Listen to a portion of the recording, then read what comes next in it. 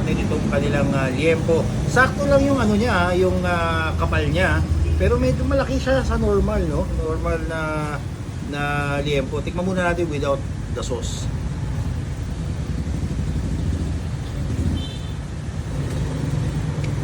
Malasa ng agad. Wala halo. Hindi tayong sauce.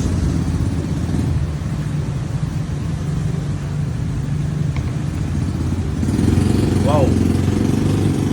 Kailangan may kanin na doon sa itlog.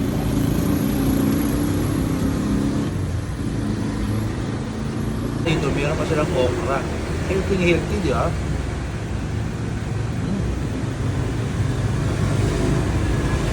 Parang steam okra lang tayo. Tapos may kangkong din. Tapos, lalagyan mo siyempre ng bagoong.